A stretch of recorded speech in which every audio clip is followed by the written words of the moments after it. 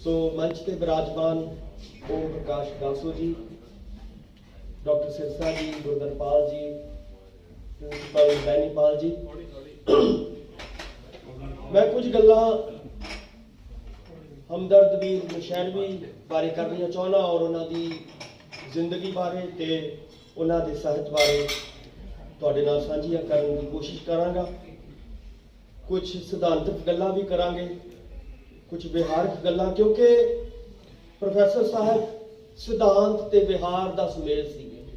कई बार सानूं लगदा है कि शायद किताबां लिखण दे नाल, कहानियां लिखण दे नाल, कवितावां लिखण दे नाल या वार्तक लिखण दे नाल काम चलदा है तां लिखदे रहो, पर उसनूं अपनी जिंदगी दे विच उतारना और प्रैक्टिकली जो असीं लिखिआ ਉਹਨੂੰ प्रैक्टिस ਦੇ ਵਿੱਚ ਲੈ ਕੇ ਆਉਣਾ, ਇਹ बहुत ਵੱਡਾ ਕੰਮ ਹੁੰਦਾ और यही ਕੰਮ उस ਵੱਡੇ ਕੰਮ ਨੂੰ ਉਹਨਾਂ ਨੇ ਆਪਣੀ ਜ਼ਿੰਦਗੀ ਦੇ ਵਿੱਚ ਲਿਆਂਦਾ और सिद्धांत ते विहार ਦਾ ਇਸ ਸੁਮੇਲ ਦੇ ਨਾਲ ਉਹ ਦੋਵੇਂ ਇਹ ਗੱਡੀ ਦੇ ਪਹੀਏ ਨੇ। ਸਾਹਿਤਕਾਰ ਦੇ ਲਈ ਦੋਨੋਂ ਹੀ ਜ਼ਰੂਰੀ ਨੇ, ਕੱਲਾ ਲਿਖਣਾ ਹੀ ਨਹੀਂ ਕਾਫੀ ਜਾਂ ਕੱਲੀ ਪ੍ਰੈਕਟਿਸ ਨਹੀਂ, ਦੋਵੇਂ ਚੀਜ਼ਾਂ ਨੂੰ ਜਦੋਂ ਤੁਸੀਂ ਨਾਲ ਲੈ ਕੇ ਚੱਲਦੇ ਹੋ ਤਾਂ ਉਹਦੇ ਵਿੱਚੋਂ ਸਾਹਿਤਕਾਰ ਜਾਂ ਉਸ ਮਹਾਨ ਸ਼ਖਸੀਅਤ ਦੀ ਉਤਪਤੀ ਹੁੰਦੀ ਹੈ, ਹਮਦਰਦ ਵੀਰ ਨਸ਼ੈਰवी ਹੋਰਾਂ ਦੀ।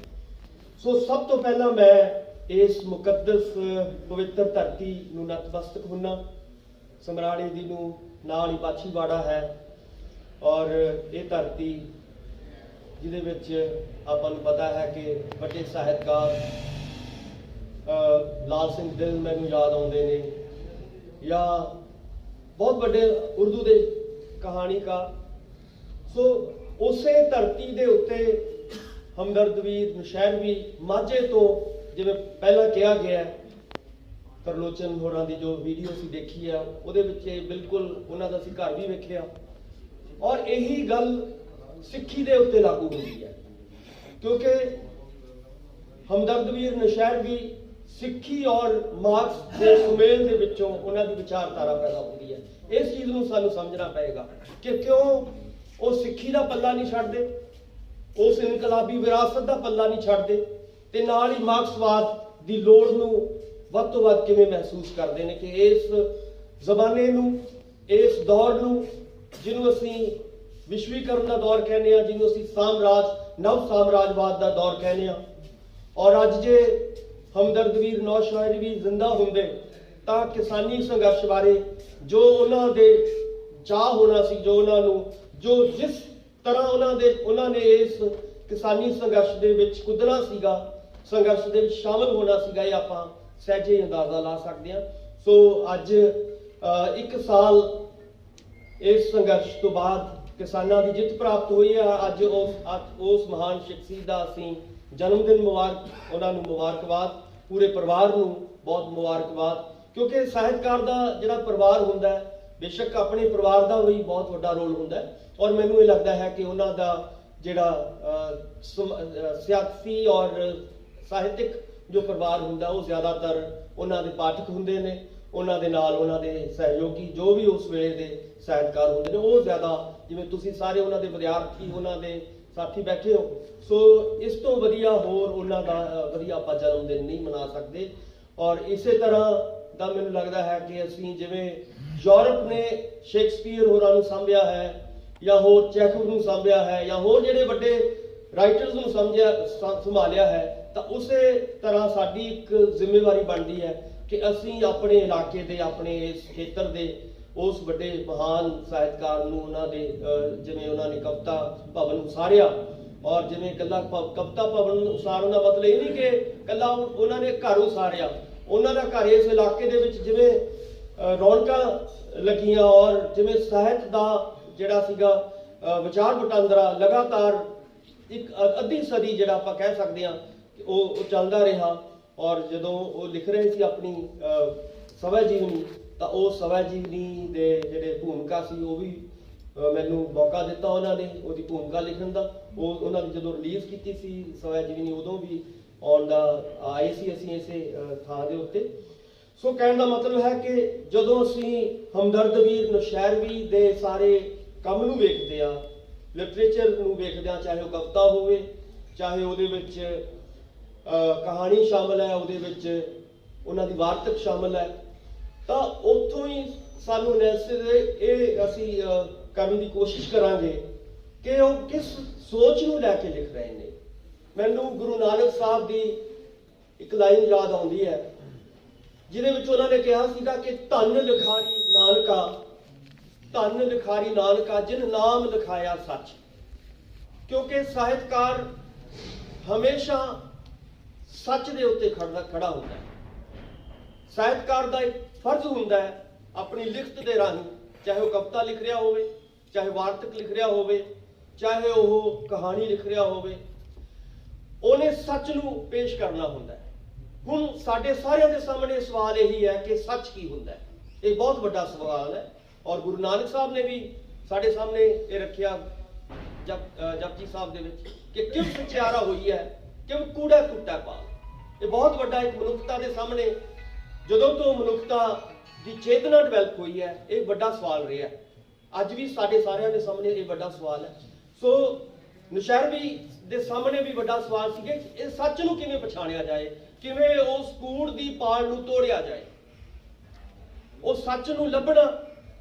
ਕਿਉਂਕਿ ਸੱਚ ਦੇ ਉੱਤੇ ਬਹੁਤ ਸਾਰੀਆਂ ਪਰਤਾਂ ਝੂਠ ਦੀਆਂ ਦੇ ਵਿੱਚ ਬੰਦ ਹੁੰਦਾ ਹੈ, ਉਹਨੂੰ ਲੱਭਣਾ ਪੈਂਦਾ ਹੈ। ਸੋ ਸੱਚ ਦੇ ਬਾਰੇ ਮੈਨੂੰ ਕਾਰਲ ਮਾਰਕਸ ਯਾਦ, ਕਿਉਂਕਿ ਹਮਦਰਦ ਵੀਰ ਨੌਸ਼ਹਿਰਵੀ ਮਾਰਕਸਵਾਦੀ ਪ੍ਰਗਤੀਸ਼ੀਲ ਚਿੰਤਕ ਸੀਗੇ, ਸਾਹਿਤਕਾਰ ਸੀਗੇ। ਤਾਂ ਮਾਰਕਸ ਕਹਿੰਦਾ ਕਿ truth is on the whole, ਕਿ ਜਿਹੜਾ ਸਚਾਈ ਹੁੰਦੀ ਹੈ, ਸੱਚ ਹੁੰਦਾ ਹੈ, ਇਹ ਟੋਟੈਲਿਟੀ ਦੇ ਵਿੱਚ ਪਿਆ ਹੁੰਦਾ ਹੈ, ਇੱਕ ਪਾਸੜ ਨਹੀਂ ਹੁੰਦਾ।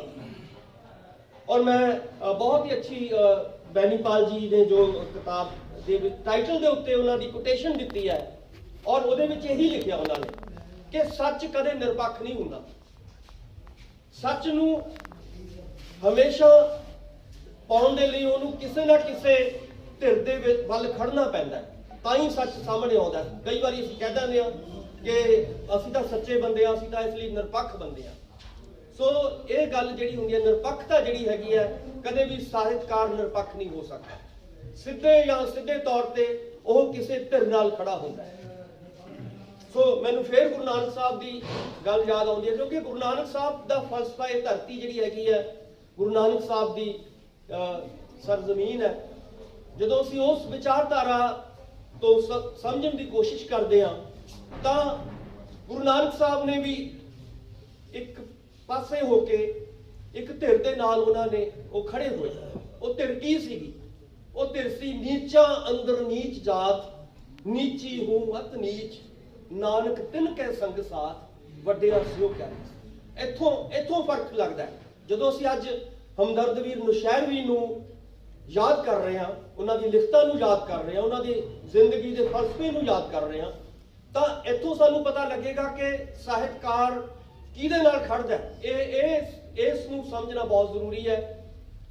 ਕਿਸਾਨੀ ਸੰਘਰਸ਼ ਦੀ ਗੱਲ ਕੀਤੀ, ਅੱਜ ਤੋਂ ਲਗਭਗ 60 ਸਾਲ ਪਹਿਲਾਂ ਯੂਰਪ ਦੇ ਵਿੱਚ, ਪੈਰਿਸ ਦੇ ਵਿੱਚ ਖਾਸ ਤੌਰ ਤੇ ਇੱਕ ਬਹੁਤ ਵੱਡੀ ਬਗਾਵਤ, ਇਸੇ ਤਰ੍ਹਾਂ ਦੀ ਜੋ ਹਿੰਦੁਸਤਾਨ ਦੇ ਵਿੱਚ ਸੰਘਰਸ਼ ਚੱਲਿਆ, ਐਡਾ ਹੀ ਸੰਘਰਸ਼ 1968 ਦੇ ਵਿੱਚ ਪੈਰਿਸ ਕ੍ਰਾਂਤੀ ਜਿਹਨੂੰ ਕਿਹਾ ਗਿਆ, ਉਹ ਹੋਈ ਉੱਥੇ।